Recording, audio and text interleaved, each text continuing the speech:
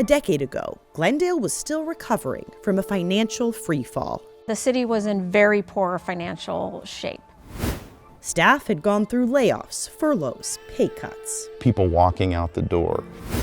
4 city managers in just 4 years. It was clear the city had some challenges. That's when Kevin Phelps stepped in as city manager, not to inherit a crisis, but to help turn it around. It was really what attracted me to the position at the very beginning. And he came with a simple formula. Kevin's philosophy that he really brought in is to have a well-run city, you have to have more revenue, and to have more revenue, you have to get more development. We went out and we met with the developers in the 303 area and Westgate area and said, what do you guys need to develop? Like, how do we kickstart this? They went to the city council with a wish list. We need annexation to move faster. We need zoning, building permits. We need that stuff to move at a different pace than we are now. The council was on board, adopting an annexation policy that's one of the fastest in the state. Chair votes aye. Rather than going through a 27-page document with all sorts of metrics, the city council changed it to a single page, and as long as you meet those, you pretty much are eligible to move into Glendale.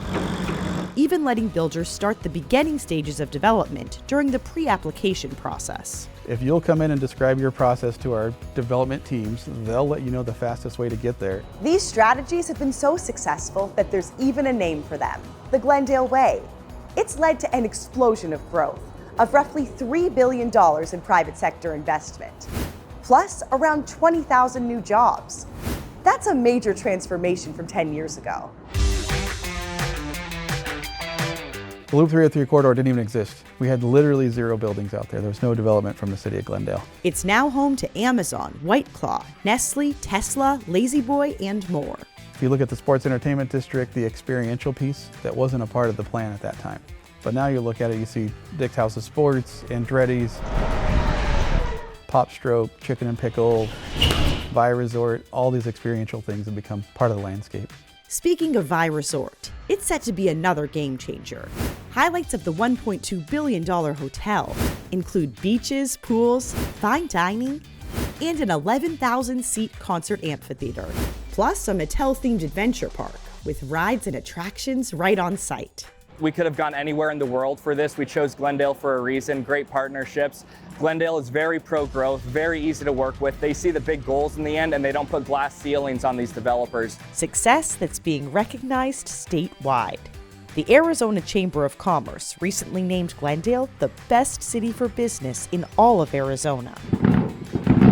All this development has turned Glendale into a hotspot for major events. In the past decade, we've hosted the Super Bowl and 2 men's NCAA Final Fours. We've also had record-breaking concerts, from Taylor Swift's The Eras Tour opening nights, where we welcomed fans by renaming our city to Swift City,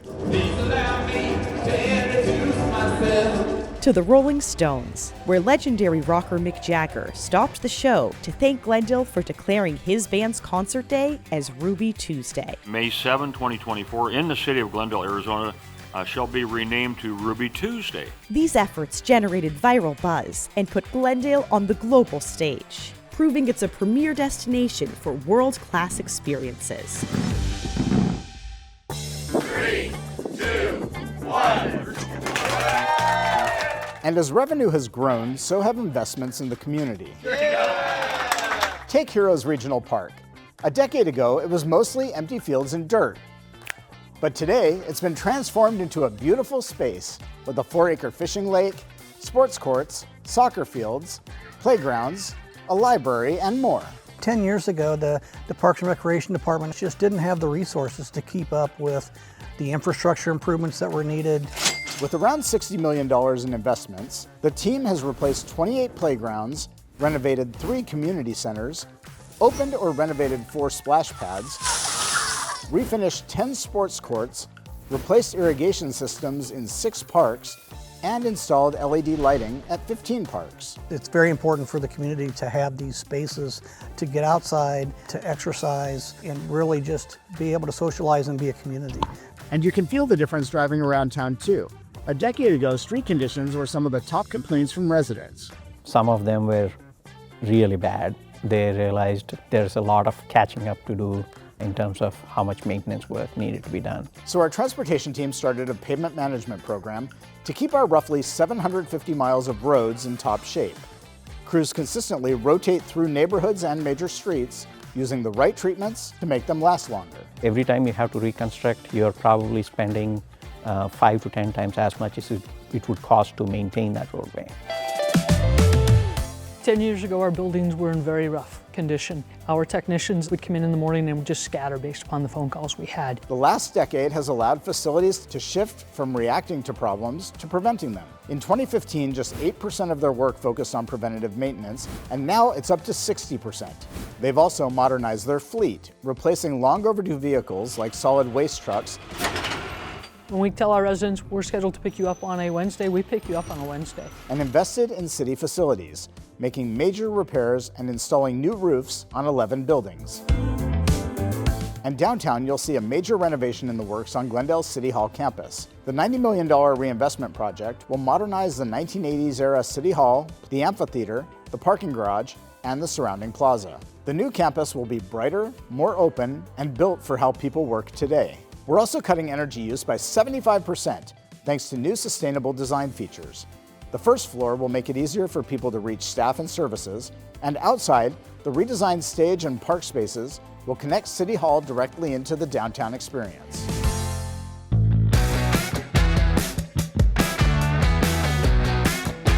And the upgrades are in our public safety spaces too.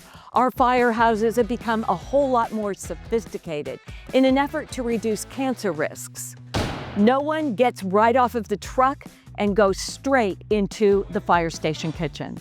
Here where the trucks are, this is considered to be a red zone. There's also a yellow zone with special washing machines for cleanup. Living quarters are a green zone. Firefighters also now have an extra set of turnout gear. All of this has brought us a long way in improving safety and cleanliness for our city heroes. Police detective work has also evolved dramatically. We're solving cases today that 10 years ago, we would have never been able to solve. It's thanks to investments in new technology, like the Real-Time Crime Center. Operators monitor data from cameras, license plate readers, drones, and mapping systems, all to help police respond faster and investigate smarter. I want you to know you have our commitment as a city to make school safety a top priority for our community. Phelps even had the idea to expand the School Resource Officer program, assigning officers to all 9 Glendale high school campuses. It was a big deal because of all the violence that occurs on high school campuses these days. We felt that the community needed us to be there. It's easy to assume all of this success was just the result of money alone, but that's just part of the puzzle. A culture turnaround also played a major role. While my technical title is City Manager, in reality I'm the CCO, which is the Chief Culture Officer. He put a focus on building a workforce culture rooted in integrity, accountability, and respect. Kevin's mantra was, you have to build relationship, build trust with each other, and then you move lightning quick because you're able to get things done efficiently. And the product you're producing is something that we can be very proud of. Each and every day, we're looking at ways to get better, not only to the service that we provide to the citizens and stakeholders of Glendale, but also better for our employees. Arm circles out to a Y. We invested in a top-notch wellness program that includes fun events, webinars, and screenings to help employees stay healthy. I just want to tell you how important you are to the success of what we do. There are awards for employees who demonstrate excellence and a designated Employee Gratitude Month. Human Resources also took a hard look at compensation. 10 years ago, employees were still recovering from years of pay cuts, furloughs, and layoffs. It was tough being in HR at that time because we had a lot of employees that were, hey, what are we doing? And when are you going to get pay to a point where the value that we bring is being compensated for? But city leaders made a commitment to stay competitive. They made adjustments in the budgeting process and used new revenues to bring salaries up. We're the hot spot and employees want to come here. And it shows. Turnover dropped from about 15% to under 7%. And the Phoenix Business Journal just ranked Glendale a top 5 large employer, the only city in the Valley on its best places to work list. And it's not just employees feeling better about the city, it is residents too. When I moved to Glendale, I felt it was a community that didn't really have a lot of pride in the community itself. And I never met a community more in dire need of reading the book, The Little Engine That Could, because our potential was far greater than what we saw it to be. But today, in a time where you could say there is widespread distrust in government, thank you guys for all you do. Our community is proud of the city they call home. I see civic pride everywhere I go. It's just amazing the difference in the last decade. We could barely pay our bills, and now we're in the position of building new things and renovating things. The leadership from the city manager, his visionary abilities of being able to see long term. His approach was relationships first. That collaborative spirit. He's going to have your back, and he's going to make you the best person that you can be. I think everybody loves a comeback story. And I don't believe there's a better comeback story than the city of Glendale. And it makes for a great read.